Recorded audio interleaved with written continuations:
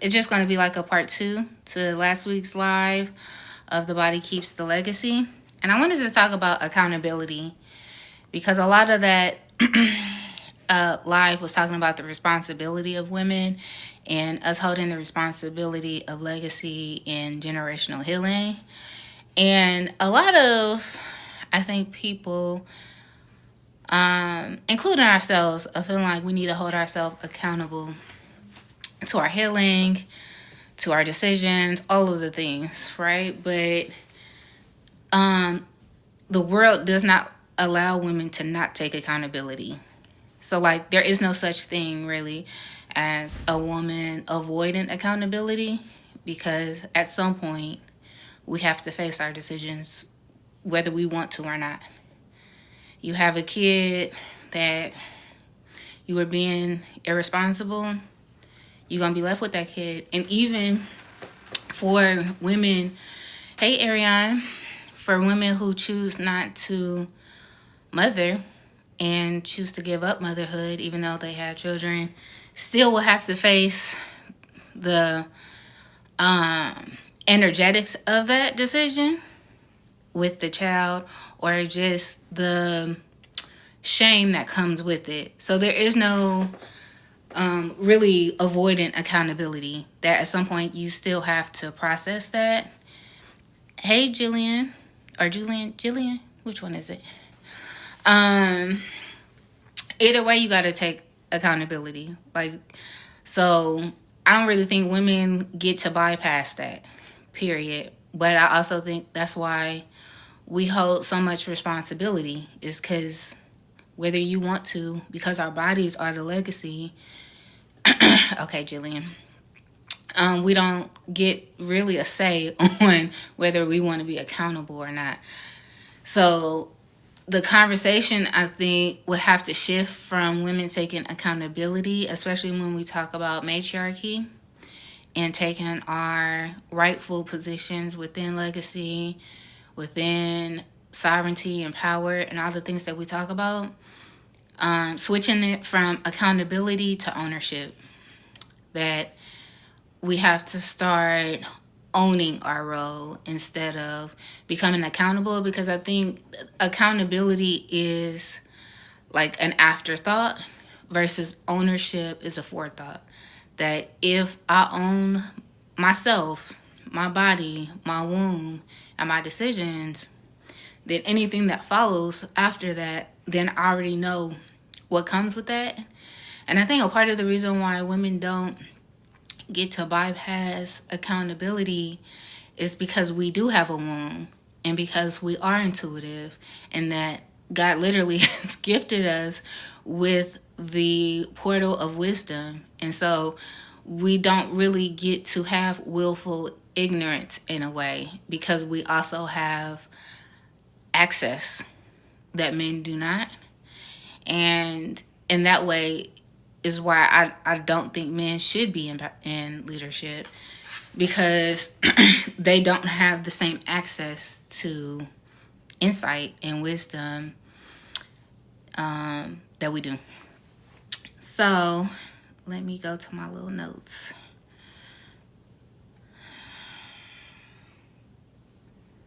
So the first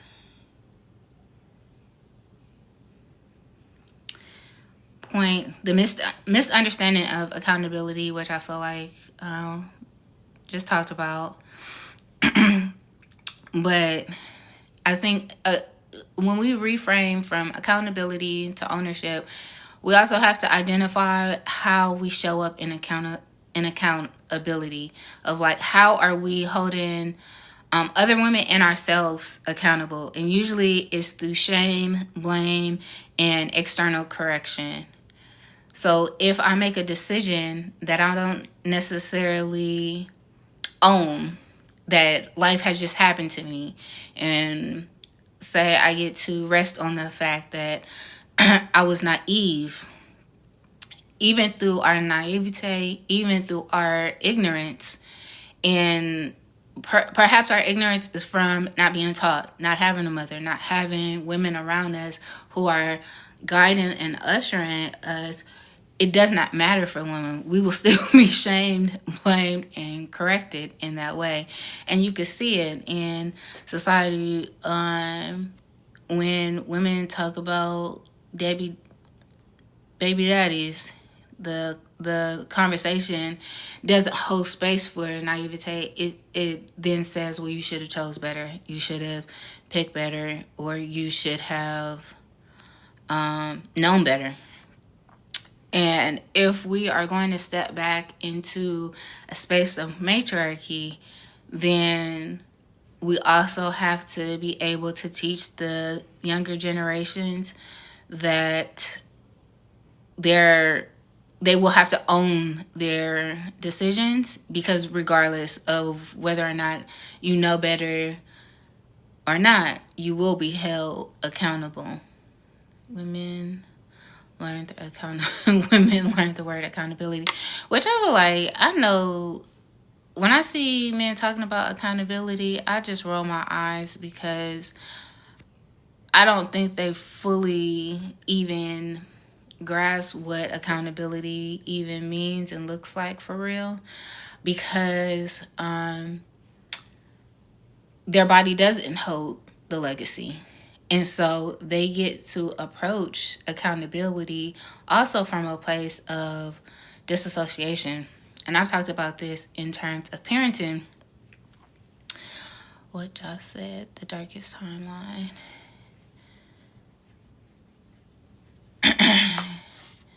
I didn't see the comment before that one.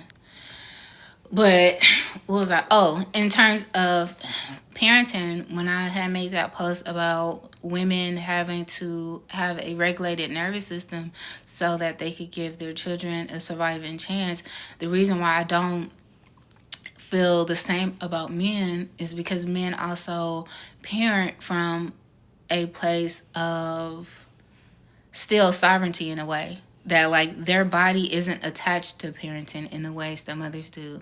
Like, we gotta breastfeed. One, we gotta be pregnant. We gotta deliver the baby. We gotta breastfeed. Whether or not we choose to breastfeed, we still gotta, produce milk. Then have them attached to our nervous system for 7 years. And so men can't really fathom that. And so when they speak about accountability, it's also from a place of ignorance, in a way. At least it's not in the realm of accountability that women have to carry. Yes, exactly. They are not connected the same. No, and I think when we start to talk about matriarchy, and I think the reasons why they hold that idea of accountability so tough is because they also know that we don't get to avoid accountability, but also to uphold patriarchy.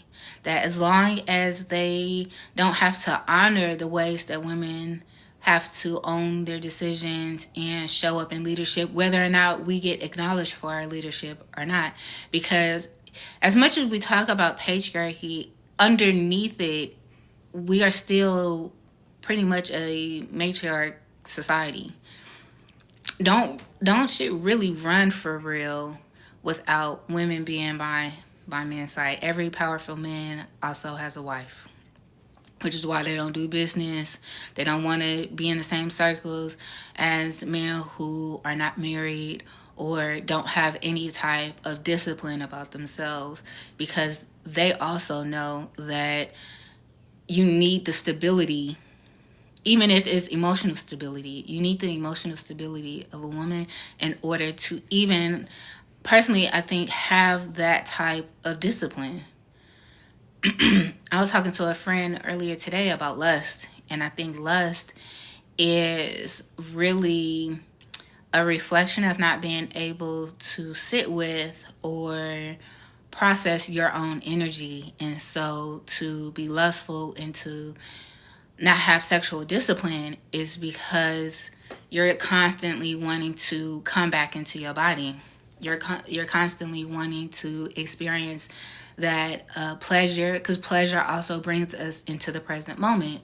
And so you're constantly looking for that so that you can be in the present and be mindful. But I think for both men and women, when we experience that, it's because we're detached, and so you're constantly looking for that. So I think when men aren't lustful and they're in committed relationships and they're stable in that way, it's also because they have a woman in the home co-regulating them. Hey, Eli. Let me go. Agree behind them. Women are the ones holding the system up. Yeah. So they could give the illusion, even we talk about it all the time. We talk about fight the patriarchy. When I don't think there is so much that we have to fight against, it's more so to stop fighting against ourselves. Like if we take men out of the equation, and I used to talk about this a lot when I first started this TikTok about decentering men. That decentering men is not about men. That is more so centering yourself. That you don't have to decenter men as long as you are centering yourself and owning your own decisions, because you would only encounter men who would align with that anyway. And then now I've taken that across the board, because what made me start reframing the whole decentering men conversation is realizing I have decentered white people already. Like I live in a pretty like suburban area, and whenever people find out I live in this city, they be asking me why, because it's known to be like a really racist city. And I was just like, I haven't experienced it. And even if, per se, somebody was being racist towards me, I probably didn't catch on to it because I don't center their opinions in my life. When I'm going into a store, I'm not thinking about what white people are thinking about me. I'm not thinking about if they want me in the store or not. I'm not thinking about if they care that I live in the same city as them or go to the same school. I just don't care. Haley. And like, even for me to be in community and in contact with a white person, it would be because we had some type of shared desire or some type of alignment. Otherwise, you really wouldn't exist in my world for real. Like, of course, you see them throughout, but in my personal space, in my personal life, I really am not thinking about y'all. And I thought about like, this has to be applied across the board, like looking at men the same way. Because I talked about last week how I think racism is a byproduct of patriarchy. So if you put men under that same umbrella, and I think even in terms of harm or danger behind white people and men, is like the only way you would really be in my life is I feel like you would have to decenter yourself for us to even be in the same space. So a white person will already have to do their internal work and unpack and decenter whiteness in order for us to even be in the same mindset or consciousness.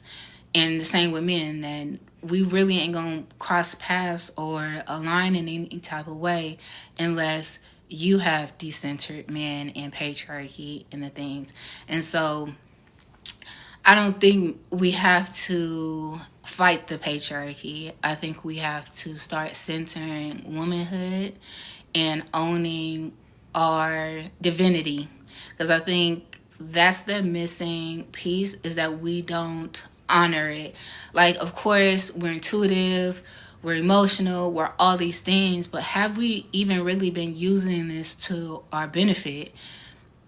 Even our healing qualities, even us being nurturing, usually our nurturing and our love is being poured out to everyone else. And so we have not really used it to our greatest benefit when it comes to centering. Is it freezing for anyone else? Let me know. Maybe I need to turn off my Wi-Fi because my Wi-Fi has been tripping all day. Is it freezing for y'all? Okay. I need to turn off my Wi-Fi because my Wi-Fi has been tripping all day. Is it freezing for y'all? Okay.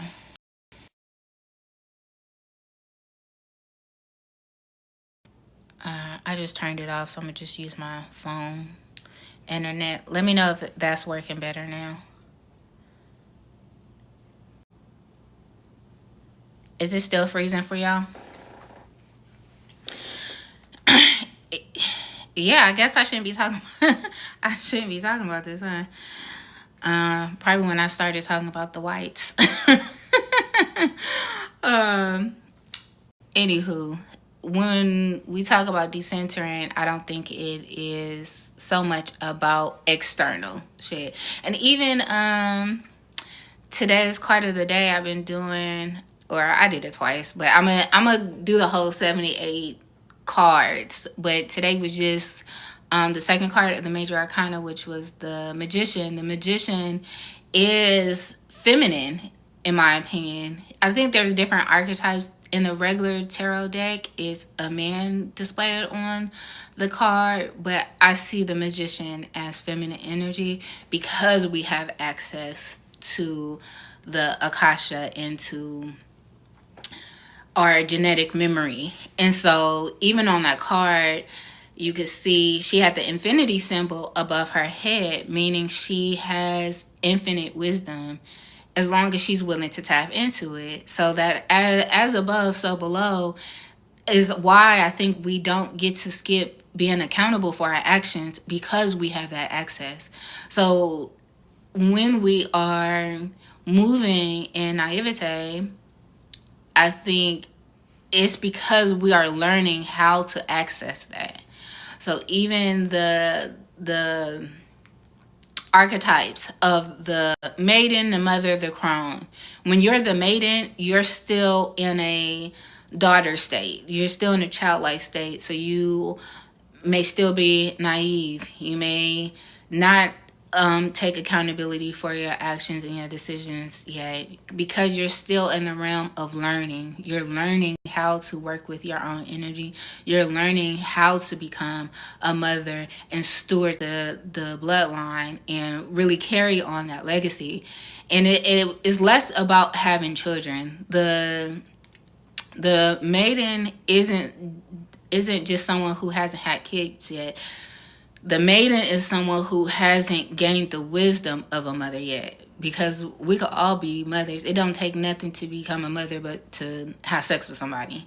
But to become a mother and really think about holding the preciousness and the innocence of life and really wanting to fight for the innocence of a child. Fighting for the innocence of a child means you have also fought for your own innocence.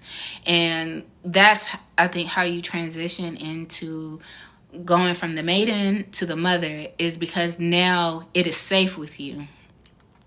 And when it comes to taking accountability versus ownership, I think you move into ownership when you are conscious of your decisions and how it will affect not just you but the bloodline, and wanting to hold things sacred, wanting to have something to pass along, wanting to heal your body, wanting to be regulated, wanting to have love in your life and beauty in your life, not just for you but for what it would mean for the generations that come after you. When we talk about having a soft life, a woman choosing to have a soft life when every woman before her had a hard one changes the trajectory of the family line.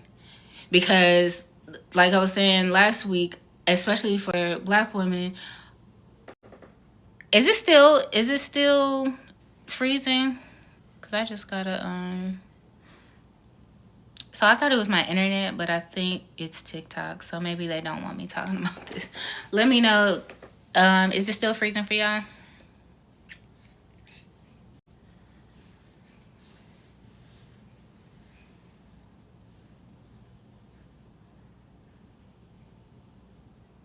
Wonder if that's why I feel so disconnected from mine.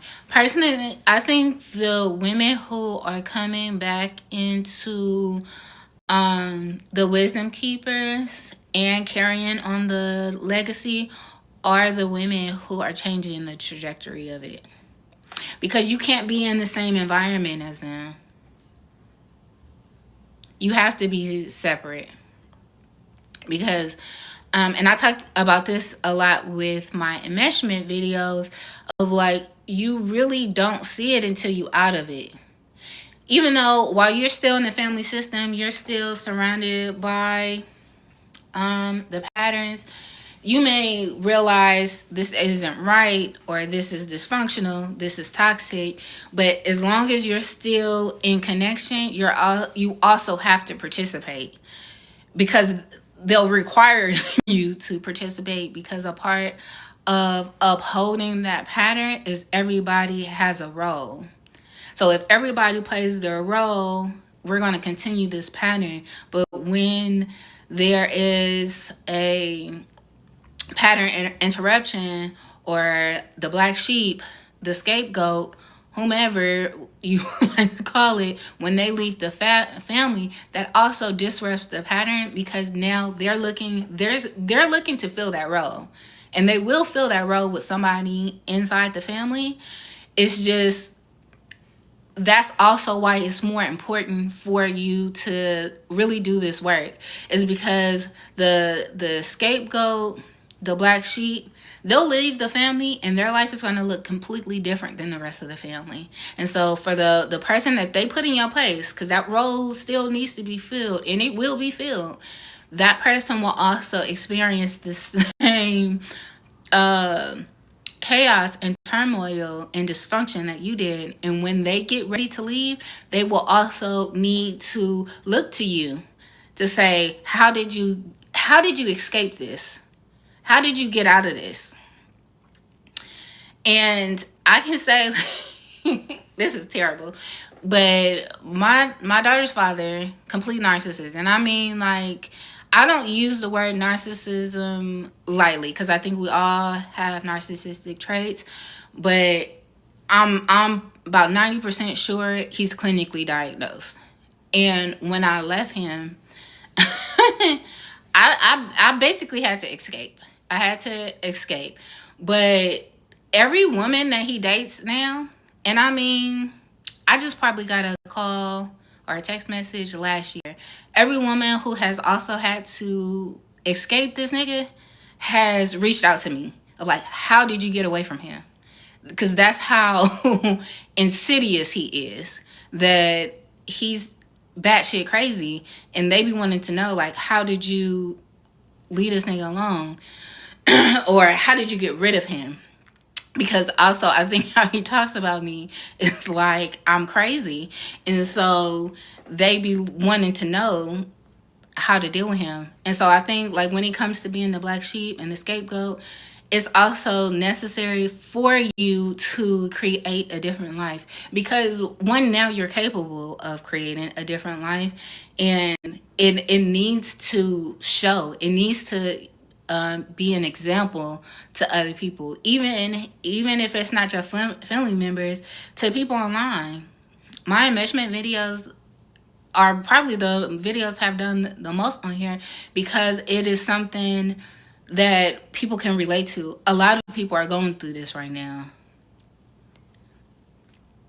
and I think it's just the time that, like, we're all kind of just being called to go no contact and to come back into our power. I just think over the last couple years, it has been a shift where, and I think it's because of TikTok. I do think it's because of the internet and more people talking about it. And that itself gives people permission. Because I think without the internet and without having, like, connections outside of what's familiar, if you don't have that, you will think you're crazy. If you don't see anyone else leaving their family and flourishing, you will probably think, if I leave my family, I'm going to be alone. I'm going to be isolated. And I would say for myself, I just had to be like, I guess I'm gonna be isolated, because really I didn't start to come into community with people until I really said like I'd rather be alone. I'll just I'll just be a loner. It's just gonna be me and my kids then.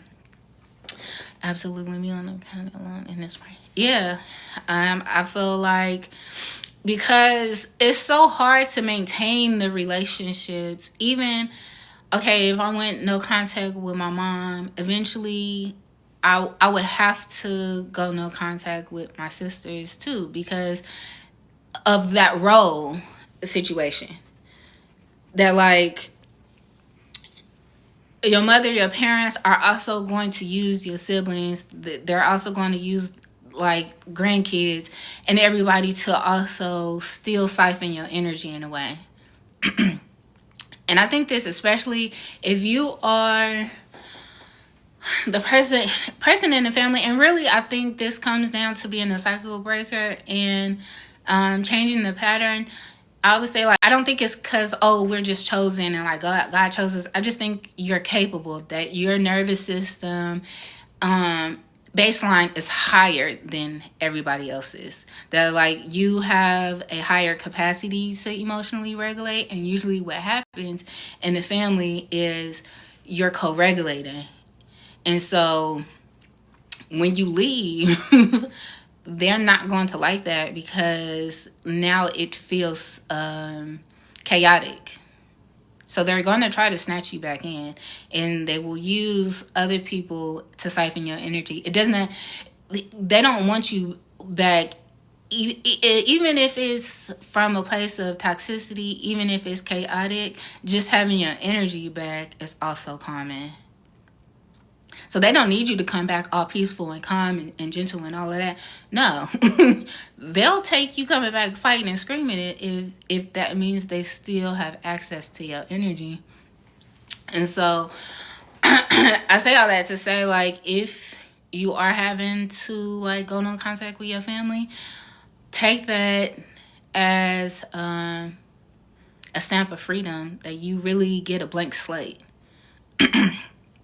That, like, okay, if I leave the family, I'm no longer attached to these patterns anymore.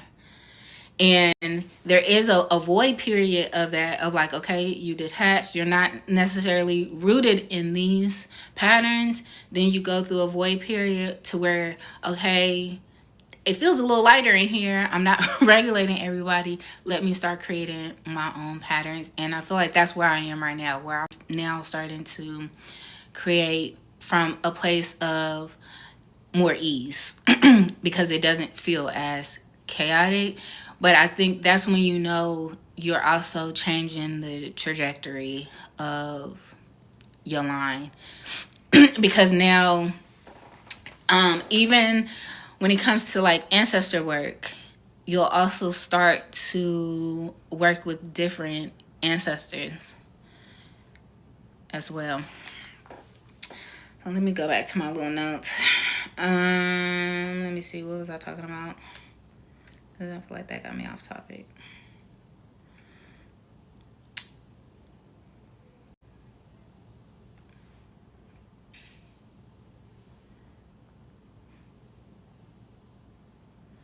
The body cannot bypass responsibility. Even when the mind avoids, the body remembers.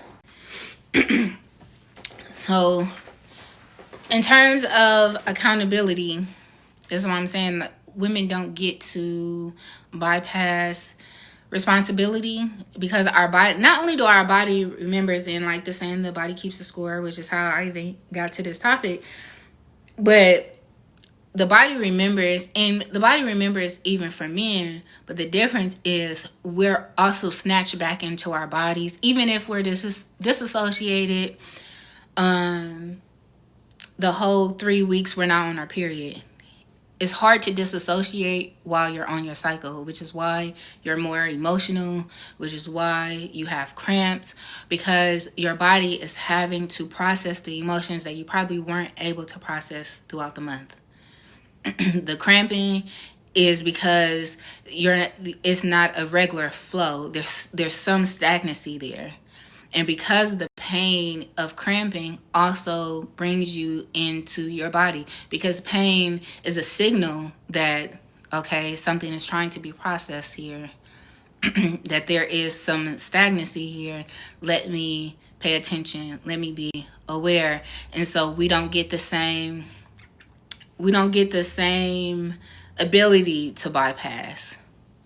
Sure, you could say disassociated those 3 weeks, and I would probably say 2, because even through your luteal phase, you're also emotional. It's like it's starting to have an uptick. But once you fully get on your cycle, it's hard to do that. Even your dream state increases during your luteal phase in your menstrual cycle, and so it's unavoidable. Like, okay, you might be able to avoid it when you go to work. You dating somebody and you're using them as a scapegoat. Like, that's your mode of avoidance. Sure, you'll fuck around and go to sleep and still have to face whatever it is you've been avoiding. And so we just don't get to avoid accountability in no type of way. Because really everything go back to women having to be in leadership, whether we get acknowledged for it or not. Even going back to like the family system stuff and being the scapegoat or the black sheep, you'll never get acknowledged for what you provided. This is why they have to shame you and gaslight you, because they'll never admit how you made them feel or what you were doing. They ain't never gonna admit it, because a part of admitting it would have to be them taking ownership.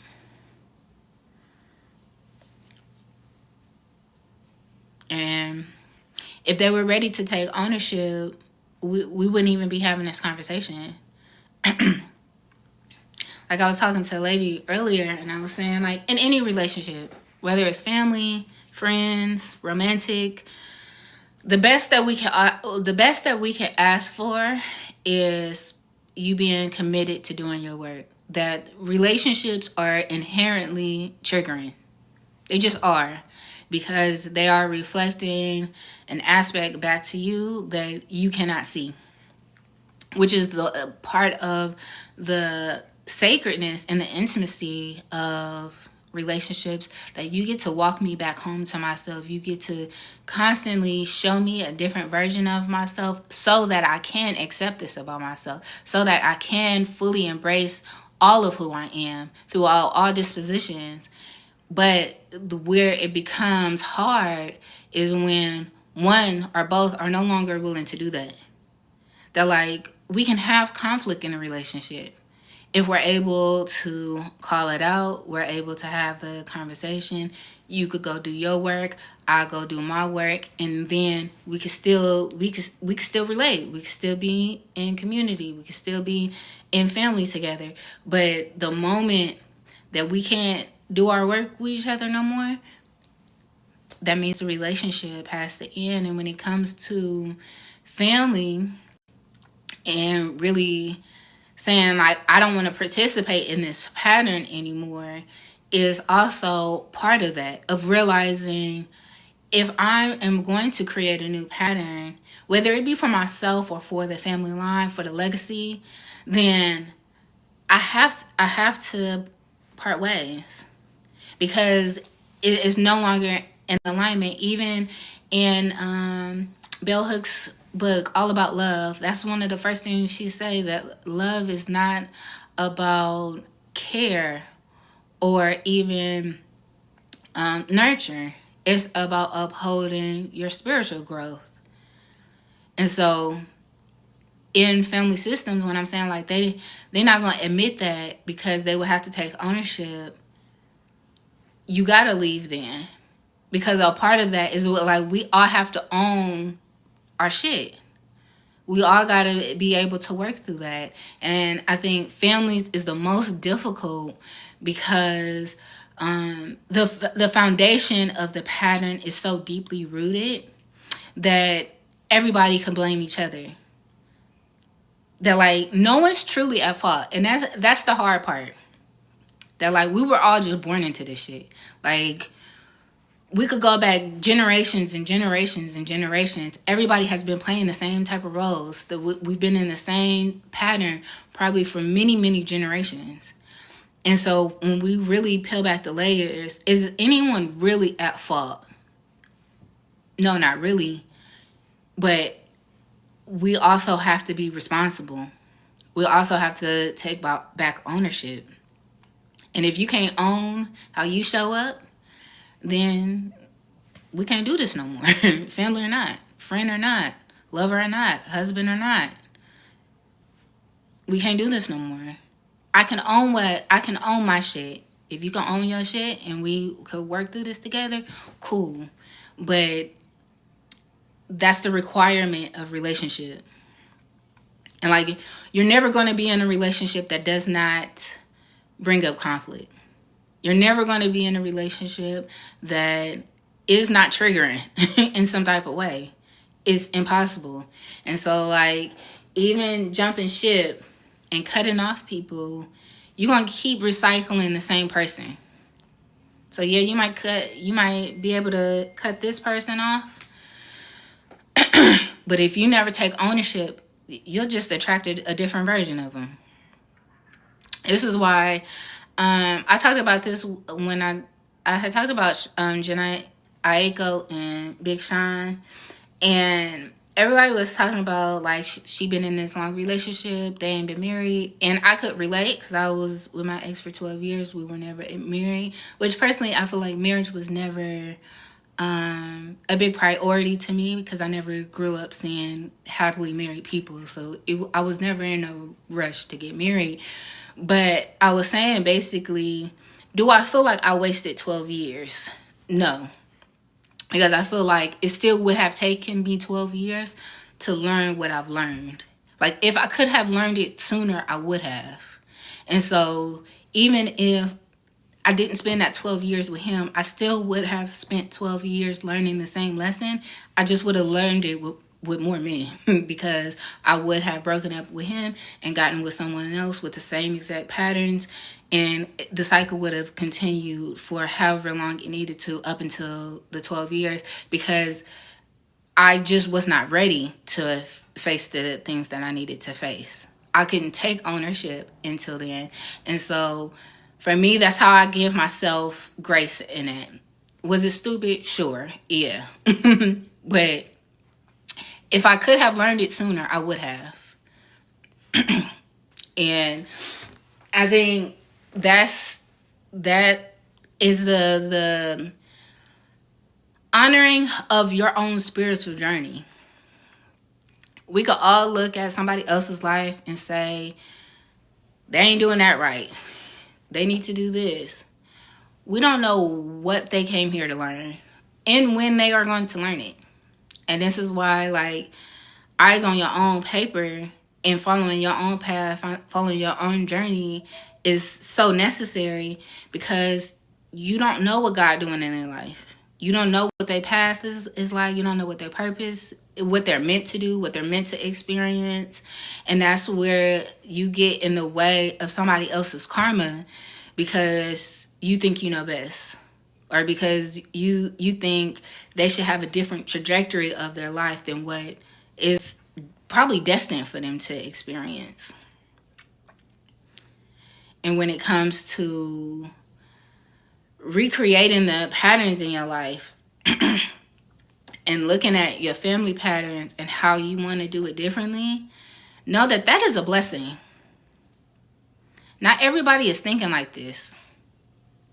There are a lot of people who will never get past their family patterns. Even my name, Sacred Kismet, is about that. That like fate versus destiny. I think we're all fated to a certain life based off of our family, based off of society norms, based off of patriarchy, all of the things. We're fated to a certain experience. But there is a point in time, hopefully, that we get to where we get to become aware and acknowledge that this is not the life I was destined to live. So, yeah, we may have been fated to that, but when it comes to destiny, that's like, what do I feel called to do? What do I feel purposed to do? Because it can't be this if I'm feeling like this. It can't be this if I'm stressed out, I'm depressed, I hate it here. This can't be life. Honestly, that's what really made me start thinking differently, is because I really feel like this can't be life. This can't be it. And that started to make me question of like, if this ain't it, what is? And just being open to that unfold. But I think as women, we have the key to that entry point into destiny because of our womb, because of our intuition, because of us holding that responsibility. But that's also why we have to have ownership of it. You don't really get to start living into your destiny. You don't really start to be able to walk in that until you're able to take ownership. Hey, Cozy Rosie. Because in the accountability piece, you can stay in that faded life forever of like continuing to repeat the patterns and then having to pay for it later. Having to have certain experiences that you can see within your family ain't working, but nobody else have done it differently, so I don't know how to do it differently. I'm going to just keep going as I am, and I'm gonna have to keep taking accountability for my missteps and all the ways that I am abandoning my destiny, abandoning my purpose. Because I truly feel like that's what it is when we get stuck into our faded life, is that we have lost our way. We have forgotten why we came here. And I think as kids, we know why we were born here, which is why we're so big and vibrant and have so many gifts as a child, because we know why we came here. That we came here fully embodied. It's not until we have our family dynamics and society tells us that we don't accept you as that. That no, I don't think that's who you are. And it's like, until you get to a place where you get to start remembering who was I as a child before the world told me I was something different. I've had so many enlightening moments over the past couple of days. Like what? I'm interested in what has been coming up for you. Which is why I talk so much about going back to get your inner child, because your inner child already knows the way. It already has the navigation. Like when I think about who I was as a little girl, like 4 or 5, would be so excited about being on live talking to y'all because I talked a lot. So like all the times where I felt like I'm not about to get online, or like who even wants to hear me talking, or being shy, introverted, totally not my 4-year-old self. But because I got in trouble a lot as a kid and got told to shut up a lot, that was just like, I was so disconnected from that version of myself. I honestly don't remember a lot of it, only certain moments. If you don't remember a lot of your childhood, it's because of trauma, honestly, and like being disassociated. So like in our childhood, and this is not just in childhood, but when you experience an emotion that you can't regulate, which happens a lot as children, because back to the body holds the legacy, because we inherited our mother's nervous system, and if she had difficulty processing difficult emotions, more than likely you weren't able to either. And so instead of processing that emotion, you disassociate. And when we disassociate, we fragment. So at 8 years old, if you are experiencing grief, you can fully process that grief, our soul will fragment so that it saves itself. And so it is literally being held in that moment in time. And in order for you to really live a purposeful, destined life, you need to fully embody your soul. That's where the innocence, that's where the purity is, that's where the divinity is. And when we talk about purpose and destiny, you need all of that.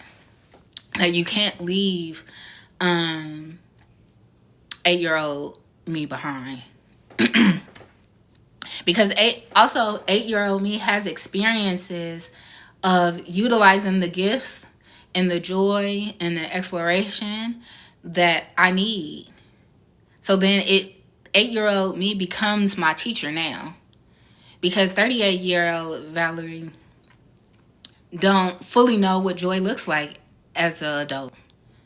Doesn't fully know what exploration looks like. Even in Ladies Live, when we were talking about shame and parenthood and curiosity, I'm like, I haven't given myself permission for that, because also that's connected to a version of myself that I haven't fully went back and got just yet. Let me see what y'all talking about. Me leaving the group was me running away again. I run so that I won't have to deal with the grief of not being chosen or seen. That's good that you were able to acknowledge that. And back to ownership, owning why you made the decision to leave. So that's what we were talking about at the beginning of the live, that women don't get to avoid accountability. That, like, whether you came to that revelation and was able to acknowledge that you ran because of being triggered and not being able to process that grief, it still had the same impact. That you still, just because you don't process the emotion at the time, it doesn't go away.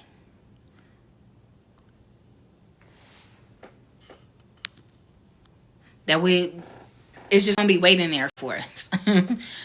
And this is a lot of what it means to heal your nervous system, is to flush out your nervous system, to be able to process all the emotions you haven't been able to feel yet.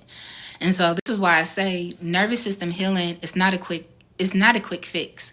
You're not going to be able to heal your nervous system in a month, because your nervous system is dysregulated because of years of self-abandonment and disassociation. So this is why it's so emotional.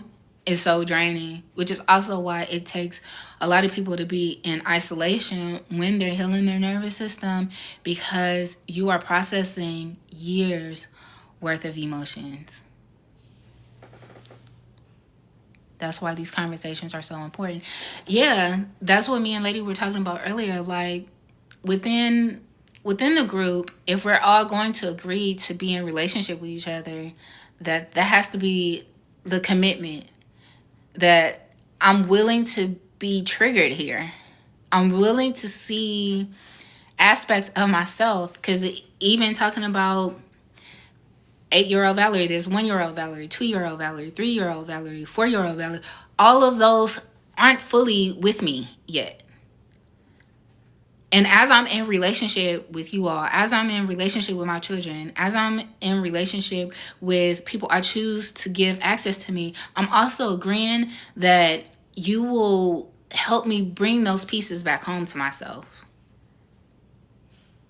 And so you're never going to be in a relationship that's not triggering.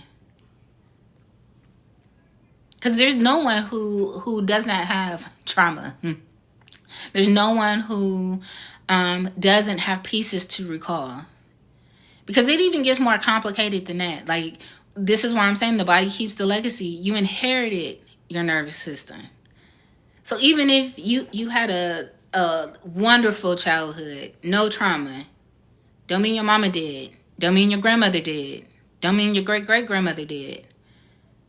That grief, that pain, that survival mechanisms still exist in the nervous system. And so it's not just about you. And I think this is the hardship with family. And this is why I'm saying, like, really no one is at fault. And the more that as a family we want to point the finger and blame, and realizing, like, especially amongst Black people, if we are going to heal the Black community, we're going to heal the Black family, we're going to have to start just being like, nobody's at fault, but this is the work. Can we say yes to the work? Because there is no fully healed Black family, in my opinion. Not here in America. Even for other races, Nigerians, Africans that have migrated here, there is no healed Black people in America. Yeah, we were in our grandmother's wombs. There's no way you're not still experiencing the effects of that.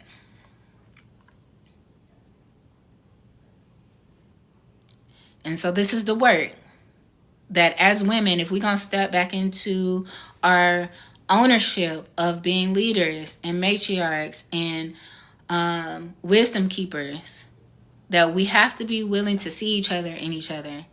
And I had a conversation with a friend of mine a couple months ago,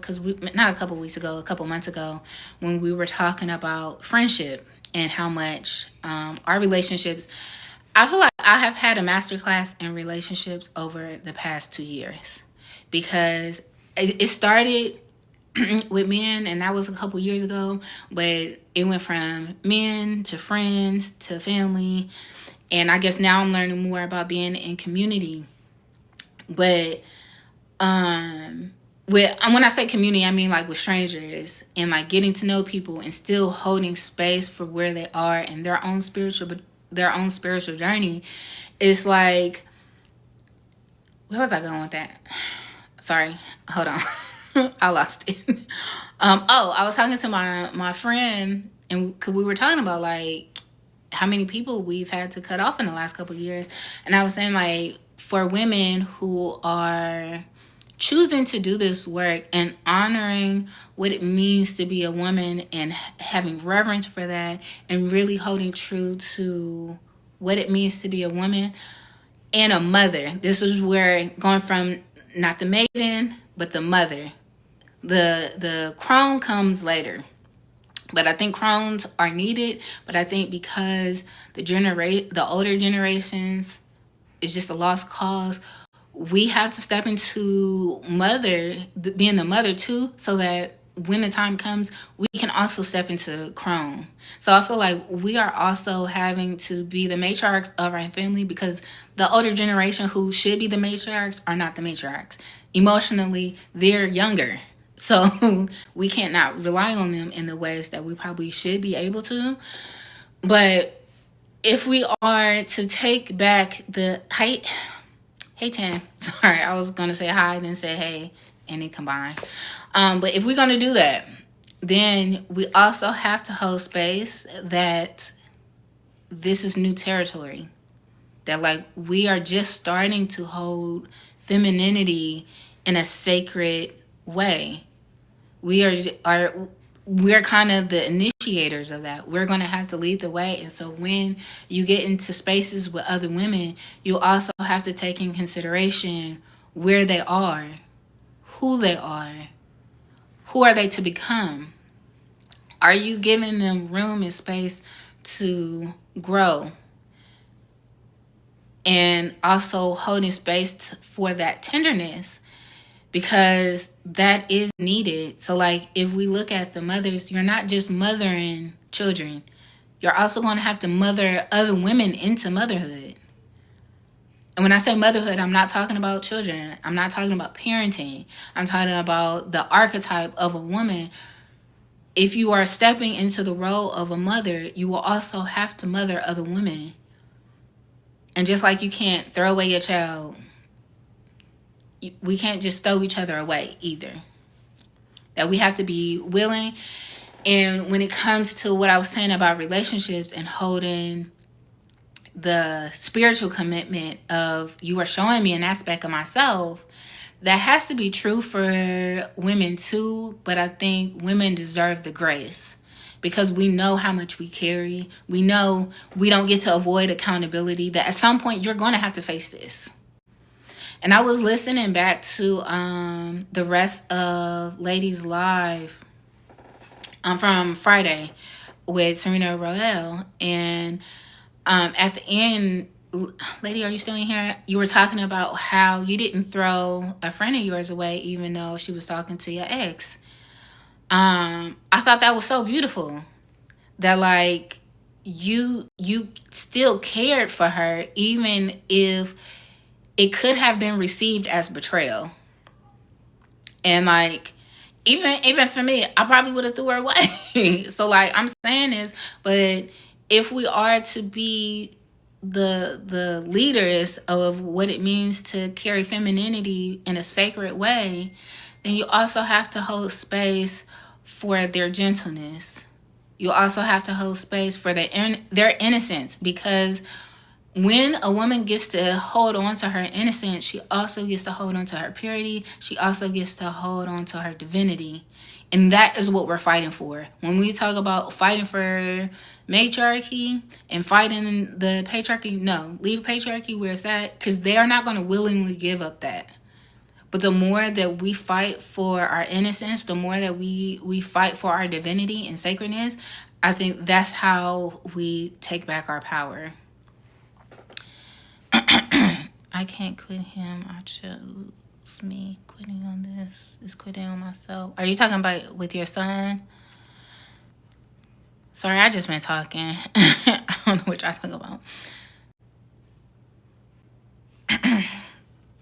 Even with especially since so many mothers kick their kids out at 18. They could, as a child who was kicked out at 18, or should I say 19, you still gotta eat that accountability. So like, part of the struggle with my mom is she feels entitled to still being respected and revered as a mother, but then you didn't hold space for me as a daughter. So then that's really hard for me. And so hard, it's like I'd rather not. That I just have to look at you as a woman. And if I just look at you as a woman, I'm gonna say me and my mom don't relate. I think if my mom was my aunt, sure. But I was saying, like, I would never expect it would always be hard to not feel entitled to motherhood from her. And so instead of constantly having to gauge and figure out what about me is still attached to her being my mother, I'd rather not. Because a part of me mothering myself too is acknowledging this relationship is not in alignment. If I'm having to do my own mothering, I can't be in connection with you, because that's going to put me back in the place of a daughter too. And so in order for me to do my work, we can't be in relationship with each other. Love you, pray for you still, and in another lifetime, sure, we could do this again. But yeah, I think even when I think about that in terms of, you have to be willing to dig deep. The digging, I don't think you have to be willing to dig deep. You have to be willing to feel deep. And that's the problem. That like, you really don't have to do all this digging. You really, like, shadow work really ain't like, ooh, where's my shadow? Like, your shadow follows you. Will you be able to see your shadow when it comes up? Will you be able to feel it? Because a part of, I think, shadow work and digging deep is just allowing, just accepting. But that's the hard part. Because, oh, I'm triggered. Like Cozy Rosie said, I got to get up out of here. This is too uncomfortable. I can't accept this. I can't sit in this. Like, it has to be an acceptance. So I don't think you really got to dig deep. It's just when it comes up, will you be able to sit in it? Will you be able to see this as, oh, this is me too? That this person isn't just out to get me. That, like, they're showing me something about myself. Now, once I receive this information and I'm able to sit with it and digest it and all the things, I also gotta say, okay, you gave me this information, this message, this reflection of me. Is this relationship still useful? Because I think even with me and my mom relationship, I think I didn't get to a point of ready to go no contact until I felt like I had enough information from her. Until I really was clear, like, oh, this could never work. Got it. Cool. I got to mother myself. Cool. Okay. I have all the things that I need now. Because when I think about mothering myself, I also think about if my kids were experiencing this, how would I show up for them? How would I nurture them through this? And I always think about, like, what do I do for them? Whenever my son is sick, my 10-year-old, I know he wants to take a bath. So those are the things that I tend to. What would I do? What would I do for them? What cheers them up? That's also going to have me question the things. What makes me feel good? What feels like nourishment to me? It may not be the same exact things, but because I know how to ask them what they need, it also has given me enough insight on asking myself. And so that is how I started to be able to mother myself and stop. And the more that I did that, the more I realized, oh, I don't need my mother. What I would in another circumstances, would I like to have been mothered? Sure, yes, absolutely. I feel like it would have saved me from a lot of hardship. But this is I just feel like this was my contractual agreement. Going back to, like, you could look at somebody else's life and say, that's not right. They shouldn't be doing this. They shouldn't have experiences. Before we came into this life, we also agreed to this. Is what I believe. That we picked the exact parents, we picked the exact children, we picked the exact friends, the exact career, all the things that would give us our lesson in this lifetime, to where at the end, I have did all the things I came here to learn. Because Earth is a school of learning. It's a planet of schooling. We come here to learn about ourselves. And so we do ourselves a disservice by continuously pushing that work away and seeing it as, this person is wronging me. No, this person is playing a vital role in walking me back home. And the goal is to, at the end of the road, when we are on our deathbed, did I live fully? Did I come here to gain all the wisdom and knowledge that I came here for? So that perhaps next lifetime I can have a more easeful life. I have done my work. I have left a legacy of healing and being able to accept myself, like I said, through all dispositions. That is legacy. A legacy that not only your children and your family members that come after you but you too. A lot of my work with past life regressions is you got to go back and get the lessons that you couldn't process in that lifetime. This is why I'm saying, like, if you came into this lifetime and you had a perfect childhood, there is no such thing as not still having work to do. Or else you wouldn't even be here. If you had no more spiritual lessons, you had no more work to do, you healed, great, cool, you wouldn't be here on earth. You would be on the other side. You wouldn't exist. Not here. You still got work to do. So as long as we got breath, we're still learning. We're still a student. And this is why I think relationships is like such a good way to be a student. And if you start to look at your relationships as sacred, as you start to look at people showing you, it's also how you become more sovereign, because it's less about other people.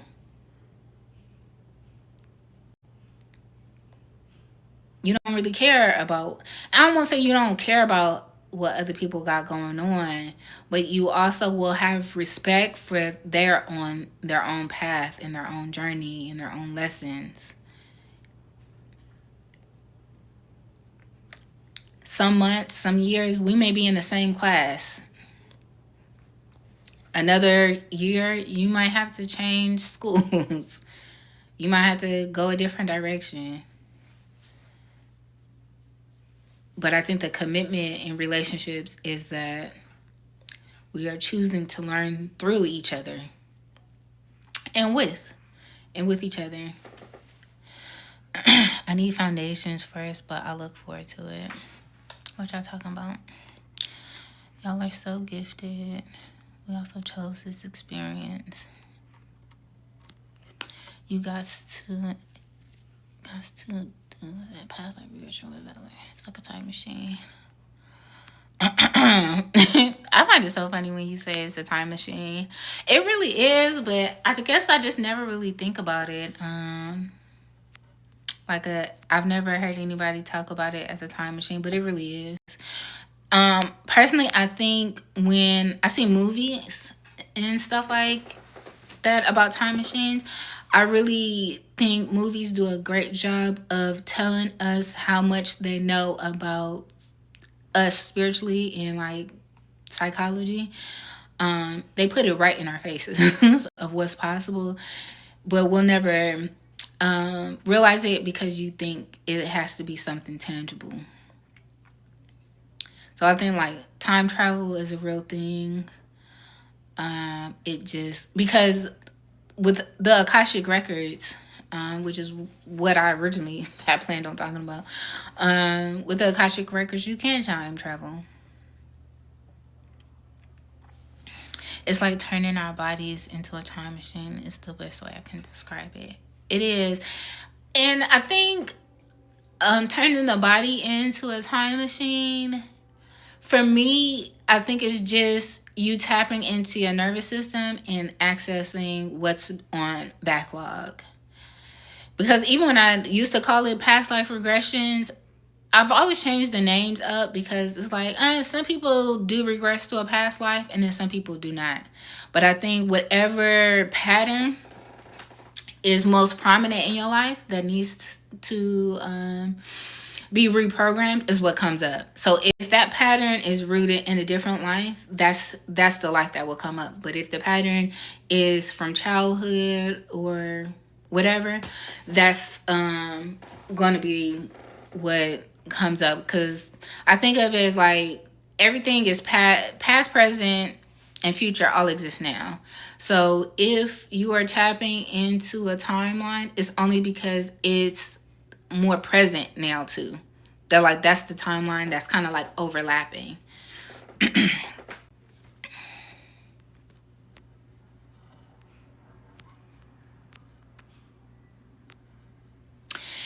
We only use 5% of our brains or something. Actually, it's supposed to be 10%, I think, but even that saying, it gives the illusion that we only use 10% or 5% of our brain, when really that just means we are only conscious of our actions 5 to 10% of the time. And then the other 90% is our subconscious running the show. So it doesn't mean we don't have access to our full brain. It means that the subconscious mind is what is creating our actions. So we're kind of on like cruise control. So I always say, like, if every day you get up and you make a cup of coffee at 10 o'clock, your subconscious wants to find the pattern. Your subconscious wants to make life easier for you by protecting you and by having a routine.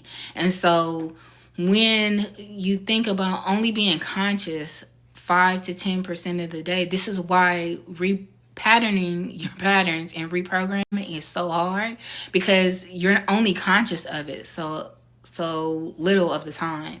So even for me, making that cup of coffee, if I want to change my pattern, I'm going to have to do that subconsciously and really like have to continuously change things up. Matter of fact, I change my room around quite often, and I just did it this weekend, and I realized I change my room around when something is changing. When I'm doing some type of reprogramming, I will change something about my house around, because then your brain is already trying to get familiar with the space, and so your neural pathways are a little more flexible in that way. So you could also do other subconscious reprogramming, and I mostly do this around Mercury retrogrades. Like the last couple of Mercury retrogrades, I realized this, that when there's a Mercury retrograde, because you're already retrograding, so it's kind of already doing the time lapse. And so when you're already doing that, you also have more access to your subconscious mind, in my opinion. And so in that, you get to recognize your patterns more, which is why this Mercury retrograde that just passed was all about paying attention to your emotions, oxytocin and dopamine, because your dopamine will show you what you're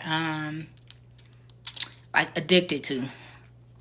And when I say addicted, I'm not talking about like just substances, but like the patterns you are attached to. If you start to pay attention, like, does this actually feel good to me, or am I just doing it because it's a habit now? Does this actually bring me joy? Does it actually feel like love in my body and in my world? Or am I just doing it because it gives me a dopamine hit? It provides me comfort, because comfort is not always, beneficial to us, especially when it comes down to interrupting a pattern. And so I noticed, especially if I'm intentionally doing something, this weekend wasn't really anything intentional. I just rearranged my room. But if I'm intentionally reprogramming something, I think I talked about this last time, I will do like a meditation and like think about it right before bed, because our dreams is when we are in our subconscious state. And so that's a good way to tap into that 90% and change things in the dream state. That way it shows up differently in your active life. And then also, say you go for a walk, or whatever routine you have, do it slightly different. And while you're doing it slightly different, also think about the pattern you're trying to interrupt. So if you go for a morning walk, you go the same exact way, go the opposite way, or find a new trail. Do something different. And while you're doing that something different, also be thinking about the new pattern you're trying to create. So like with Cozy Rosie, this past weekend, with you leaving the group, because it made you feel like triggering the feeling of not being chosen, right? So if you're reprogramming your subconscious to now be in a state of being okay being perceived, being okay with feeling seen and accepted as you are, or perhaps even being misunderstood. If you're going to do affirmations, because the affirmations don't work just because I love myself and like you say that, no, because it also is hidden against that 90% of subconscious. So you would have to say that many, many, many, many times and like really put it in action in order for it to stick.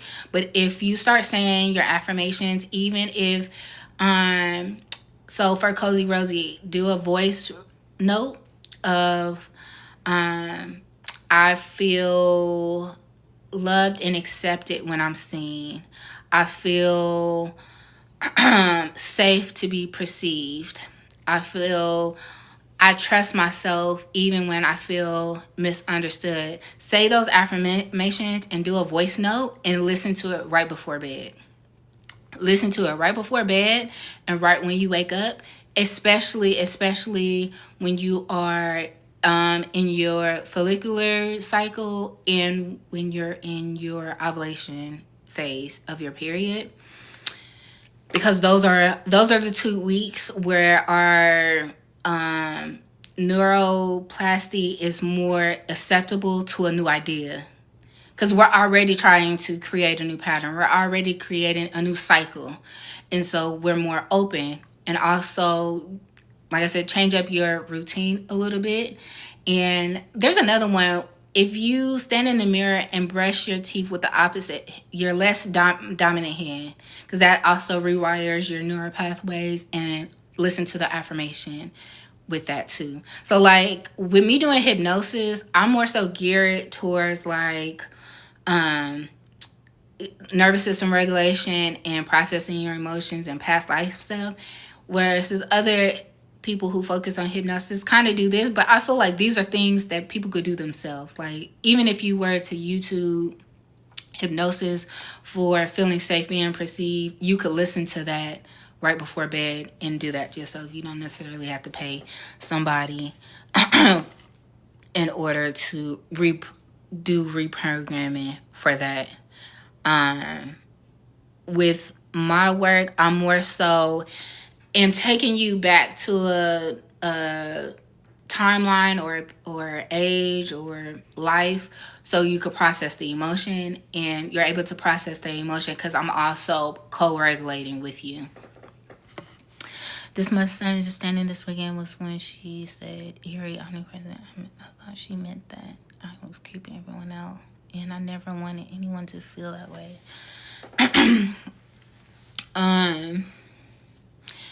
Yeah, I get that, and I have a hard time, I guess, with thinking about like religious trauma a little bit, because I wasn't brought up in a religious family, and so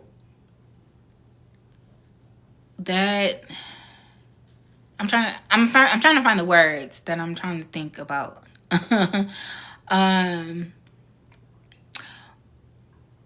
That being what has triggered you is also what the root is of, like, okay, so it may not be like feeling seen as a whole, but what you identify as now that you're not religious. So like, are you fully detached from the identity that you have within Christianity? Because I think anybody else, like if I heard omnipresent, I wouldn't really associate it with religion. And so the fact that you did, like, your identity within religion is what you would have to probably detach from, if that makes sense.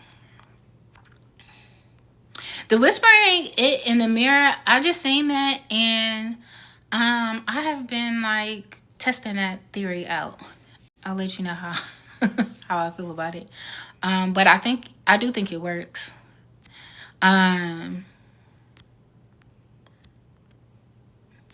Creating a content is what helped me with being perceived, because I hate that, but I'm getting better. What's so funny about being perceived? I've been wanting to talk about this, but I didn't know in what way I would end up talking about this. So last year, around this time, I had did a 21 days of subconscious reprogramming to get over the fear of being seen and perceived. And in that, I think on like day 2, I had did a prompt where it was like, what not being perceived is protecting me from. So like any pattern that we have is because our subconscious mind thinks it's protecting us in some type of way. So if I'm not seen, if I am meek and not fully myself, this is protecting me. And when I wrote out, this is why also doing automatic writing is so good, and like asking yourself questions. This is why I say like it's good to journal, but don't just journal about what has happened in the past. Like really ask yourself questions. And so when I did that, I asked myself, how is hiding helping me? Like what is it protecting me from? And what came up was I didn't want to offend my sisters. My sister in particular that I recently fell out with, I felt like if I fully stepped into being seen or perceived, that she would also feel triggered or feel like she would have to step into her fullness too, and that would sever our relationship because I felt like she wouldn't, because a part of our dynamic is like she's built kind of like a bubble around herself, and as long as you come into her bubble, she's welcoming. You can come into my bubble, my home. You're a part of my family, but she isn't good about coming into other people's bubbles. So like if I'm able to exist in her life, we're great. We have a wonderful relationship. But as soon as I want to have my own individual life and want her to be a part of it, I think it's too triggering. And so when I did that 21 days of subconscious reprogramming, that was one of the first things that I wrote, that like I'm scared to be seen and be, hey Megan. Now I feel like I want to know what your real name is, so I don't be. Are you okay with us calling you Megan? But I was afraid to be seen and perceived out of fear that our relationship would also have to go. And so it took me obviously months to work through that and really be okay with our relationship coming to an end. But it's so crazy even thinking about that. That like that was literally last year. That was literally last year. And even being able to see how I've been able to like open up and like blossom since then. Like I feel like I'm more comfortable than I have ever been being perceived and like allowing people to get to know me. Because I think before I was extremely like closed off. And even when I would make content, I just felt so disconnected from it that like I couldn't fully talk how I usually talk. I feel like I would code switch, and it was just awkward. And so now I feel like this is the most comfortable I've ever felt being seen, but I also know it's because the things that I listed of like what it was protecting me from, I've also had to like sever ties with. So that's a good way to also combat the feeling of or the fear of being seen or perceived, is writing out like what is not being seen protecting me from.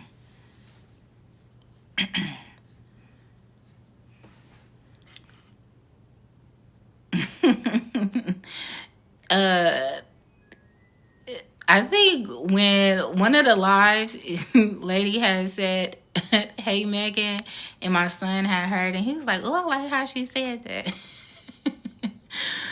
Were you the one always there for her, mainly in her space? Yeah. So like with my sister, I think she struggles to understand me, so she doesn't show up for me. I feel like any support She does give. I don't think it's really because, like, oh, she just doesn't want to support me. I don't think she knows me to support me. So, like, her version of support is the version of her that she knows. But because she doesn't come into my bubble, she hasn't really gotten to know me personally. Like, she only knows me as her baby sister or the aunt to her kids. And that still is like centered in me coming into her bubble and into her life.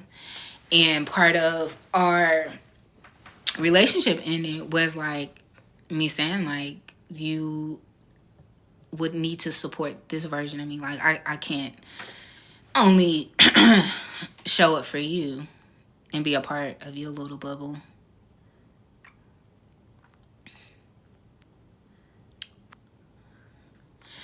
And that was really hard because that was one of the relationships that couldn't nobody had told me that, like, I would ever stop being in a relationship. I don't want to say in relationship because I guess technically we're still related, but nobody could have told me we would be where we are now. Like, we got a sister tattoo.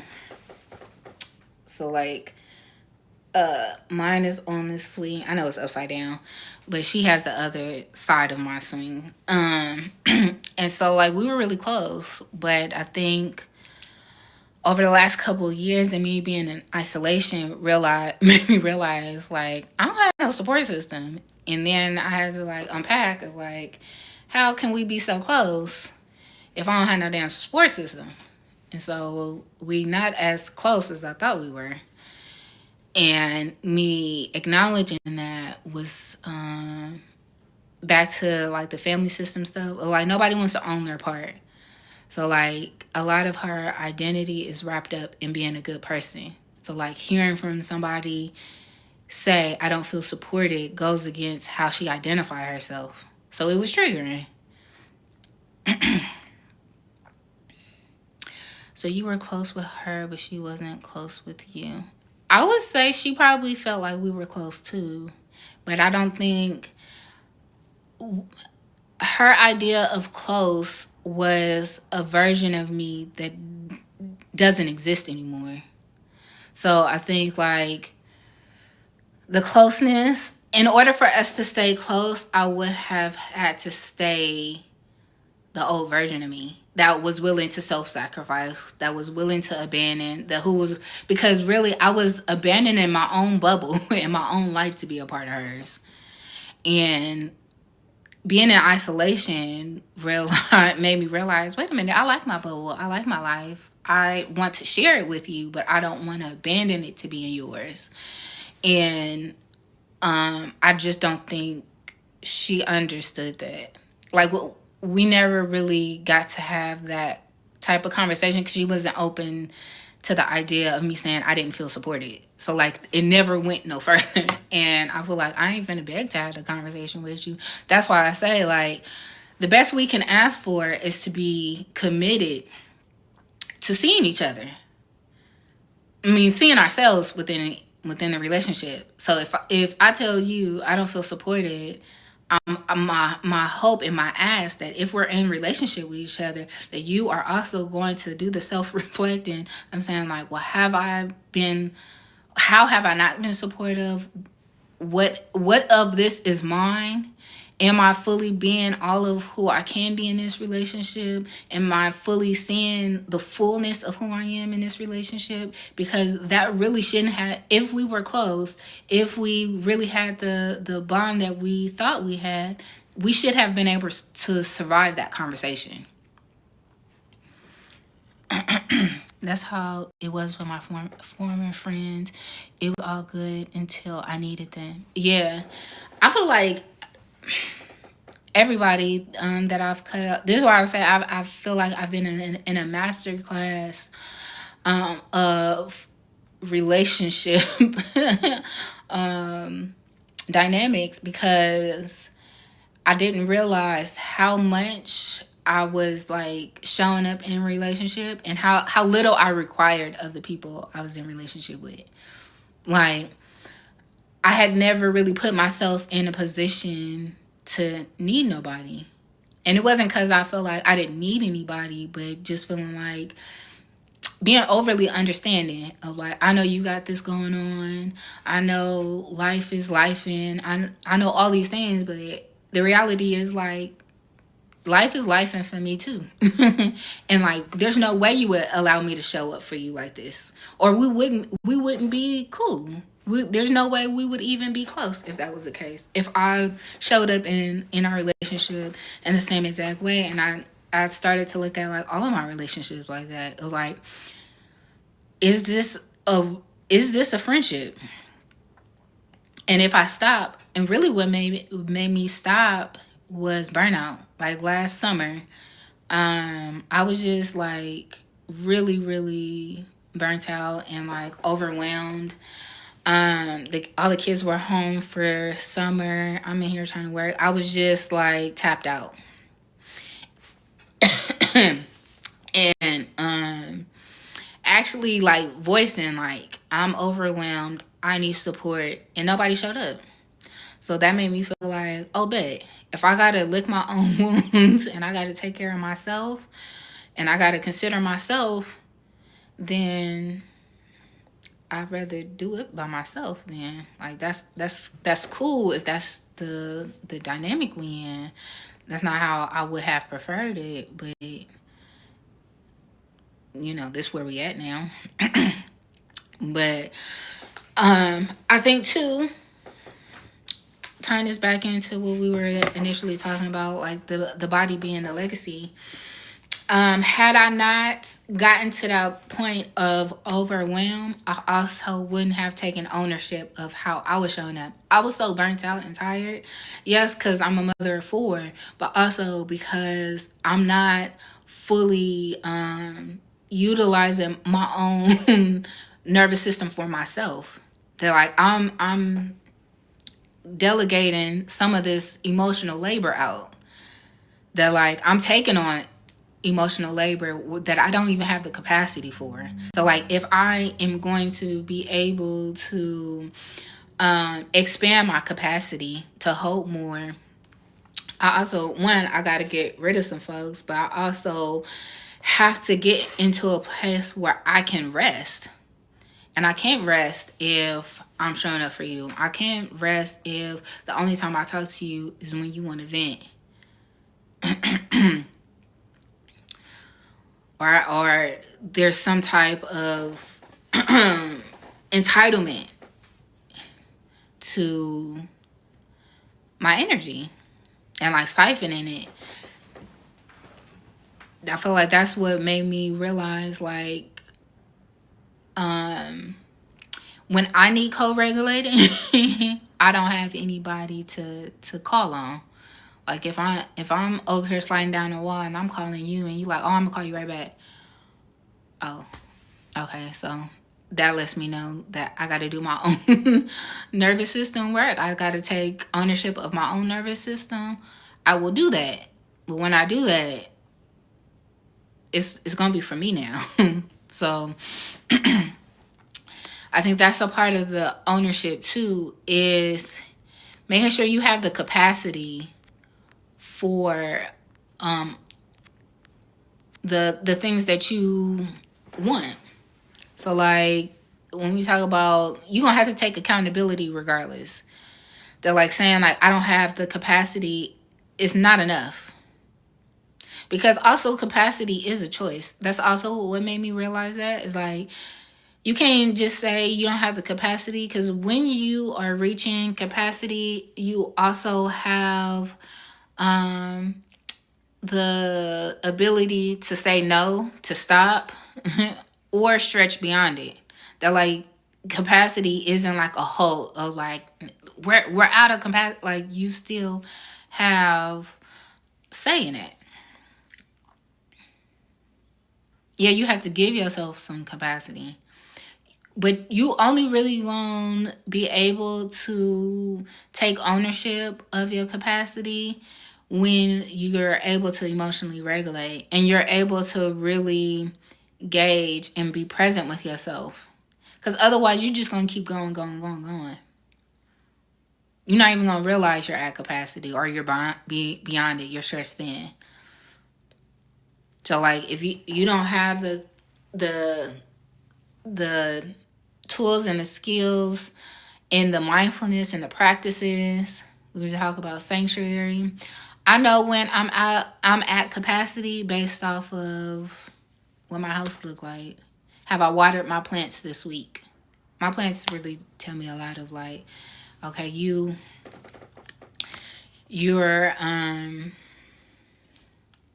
disassociated. When the last time I went for a walk? Like I went to the gym yesterday, and it was just like I have not stepped foot in the gym all winter, and it was like, oh, yeah, you got to check back in. Lady, I've been using that thing you said from Elle of like commanding your day. That shit really worked. Like I've been getting up at 4 because I get up early anyway, but I will get up still like lounge in bed, do nothing. But I feel like commanding my day, I've been productive. Like even to the point where like when I do start work, I feel like fully awake. I'm not like groggy still. I'm not like still dreading starting work. I actually like really feel good.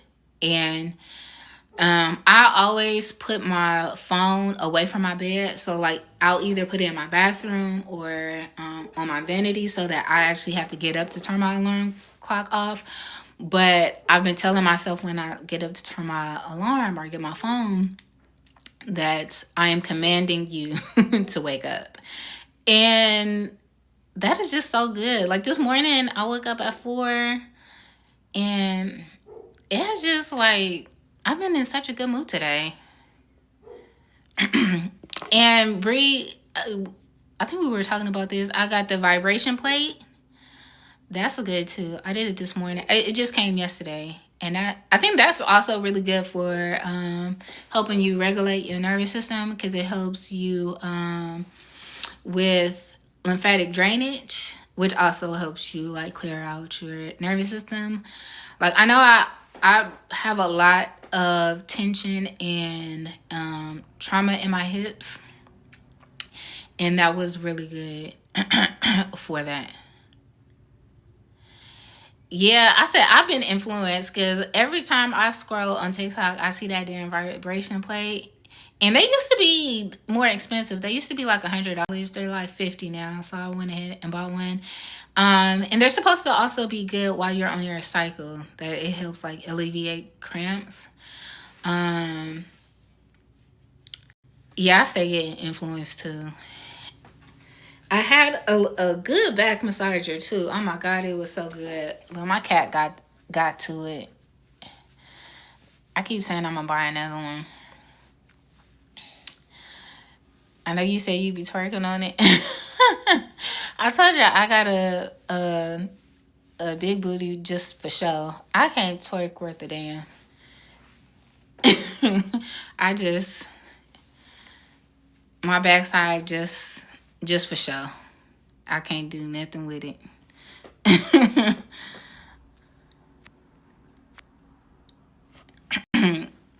Yeah, I had to take a break from buying stuff on TikTok. That was the last thing I bought. Because for a minute, I was also getting influenced with wigs, too. I'm like, let me stay off of TikTok because I'm just spending all my little monies. That and, like, lounge outfits. I was really low-key addicted. Like, I got so many lounge outfits off of TikTok.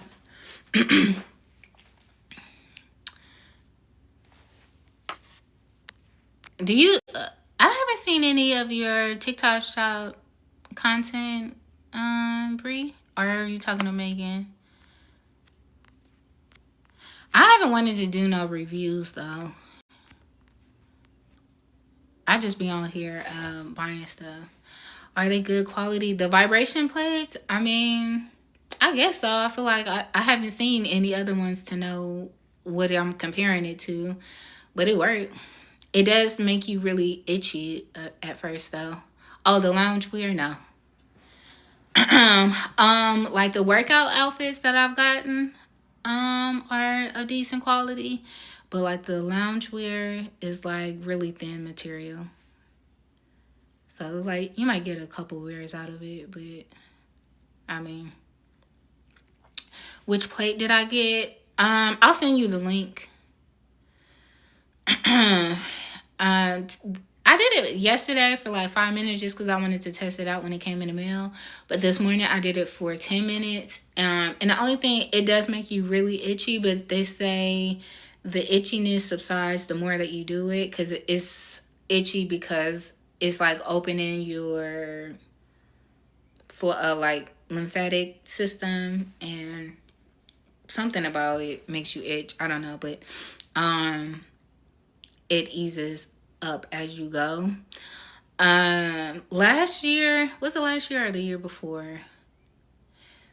I don't know, but I did a parasite cleanse, and I had started doing cold plunging.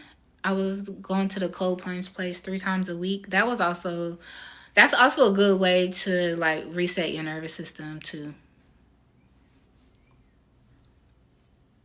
So this is what I mean. Like doing nervous system healing is not an overnight thing. Like one, you're gonna have to find what works for you. I think there's different ways to like purge or do like a flush, because you have a lot of emotions that come up. So you got to find like different ways that will help like bring it out. So like with the vibration plate, I think it's good to help relieve some of the emotions stored in your hips. Especially if you do that and then stretch, which I did this morning, and it was really really good. The cold plunging, I think, is really good for like mind over matter. So like if you are doing subconscious reprogramming, the cold plunges are really good because you really kind of have to have like a mind over matter to get through it. Personally, I enjoyed it though. Like a lot of people say they got to ease their way into it, but I was able to like do it on my first try, and I usually would stay in for like 11 minutes. They say you're supposed to do 11, like you could really tell a difference in like being calmer 11 minutes a week. But just because I was going 3 times a week, I would spend 11 minutes each time. But the place I was going to was like a contrast therapy place. So you would spend 30 minutes in the sauna, and then or you could go back and forth. But I would spend 30 minutes in the sauna, 11 minutes in the cold plunge, and then shower and leave after that. Because they would do like hour sessions. I would like to go back to doing that, but it's so out the way. I can't believe I was driving all the way over there 3 days a week, because it's like a 20-30 minute drive. It was really good though. So I did it the whole time I was doing a parasite cleanse. Also, and I keep saying I'm going to do a parasite cleanse, but I think I got a little PTSD behind it. But if you ever want to get rid of something, it don't matter what it is. You want to get rid of a pattern, a man, whatever. Do a parasite cleanse. Whatever you think you battling, it will go away. It won't go away, but you'll be able, I think that's another way to flush out your nervous system, because a lot of your habits aren't just because they're comforting to you. You also have parasites. We all got parasites. We all live in America. Everybody has parasites to a certain extent. But when your parasites are like mind control, so if you have like for sure, I keep talking about my coffee addiction. I just am not ready to let it go yet. But if I really want to stop drinking coffee, I know a parasite cleanse will help me with that. Because even when I did the parasite cleanse, I couldn't drink coffee. I think I ate vegan I did it for 40 days. I just ate fruits and vegetables the whole 40 days. But the cold plunging and the sauna helped because that also helps you flush your lymphatic system. And since then, because I think I did that 2 years ago, I've done a parasite cleanse once a year since then. So I'm due for another one. But my one last year, I just did 10 days. I didn't do the 40 days was hard to do. But also, if you really trying to manifest something, a parasite cleanse will also help. I wasn't trying to manifest this while I was doing a parasite cleanse, but I did end up getting a new job when I got done making like significantly more money. And this wasn't a job that I applied to. Like, for whatever reason, I don't know how they found me, to be honest. But reached out to me. I think they found my resume on Indeed. But it was like a significant raise, and I attributed that to the parasite cleanse. Because I'm going to say some other shit also came. I also ended some relationships with that parasite cleanse too. And I just seen a creator talk about this on here. Also, while I did that parasite cleanse, I did a cleanse of like my social medias. Obviously not good enough because family was still on here. Sorry, my light died. But I do that once a year, and I'm due to do that also. Just because I like to like flesh out who do I no longer resonate that I'm following. I'm very like particular about the content I take in. And so if I no longer align with what you're talking about, I'll, unfollow you. Yeah, especially on Instagram. And what that taught me, because I did it while I was on first because I was fasting from social media while I did the cleanse. But before I like fully went back, I did like a full cleanse. And it made me realize social media is a good way to do shadow work. I know it's like you really don't have to go out of your way to do shadow work, but it's a good way because what I realized when I was like making them unfollow me is like the people you pause on of like, do I want this person to still follow me? Do I still want to follow them? It'll really challenge you on why you want to connect with certain people, why you want them on your page. It just makes you kind of do shadow work of like being misunderstood, caring about people, opinions of you. For real, I think during that time I unfollowed the Shade Room. And Cynthia, I haven't even seen their content. I really don't see it unless somebody would send it to me. But even like the people that I talk to on Instagram aren't following the Shade Room either, I don't think. So I feel like I never see any of their content. And that has really changed. Like, I started watching the news a couple years ago. So, like, I really don't be knowing what's going on. Like, even, I think I was in Lady Life when we all found out about, like, what's going on with that orange man. Because I don't watch the news. I feel like this. If there's something I need to know, I just trust that it will be, I'll be at the right place at the right time. Which, like I said, I was in the live. I think I've been that way since I'll be at the right place at the right time, which, like I said, I was in the live. I think I've been that way since. Oops, sorry, y'all. My phone died. I put a lady on, y'all. Luckily, I got my iPad. Let me put my phone on the charger. I done completely got off topic, but I guess this was still a good conversation, which tied into what I was going to talk about anyway. Oh, I got a bump. What time is it? 7. I had to hop off here. I'm trying to go to bed by 9 o'clock so that I can be fully well rested when I get up at 4, which has been helping. I try to like put my phone away by 7 so that I can prepare for my rest. Hi, Pooty Doody. And that's my cue to get off. My kids are back home. All right, y'all. I shall be back. I'll be back Thursday. Again, I am having the Womb Wisdom workshop April 6th. You guys can register now. It's on my website. My link is in my description box. I'll be talking more and more about it the more we keep having this conversation. Pooty Doody, yeah, that's what I call him. The more that we get closer, and how when we reconnect to our womb, we reconnect to our body, we reconnect to our legacy. And so, yeah, sign up. But I'll be talking more, and like Lady always say, pedaling it. But, yeah, have a good night.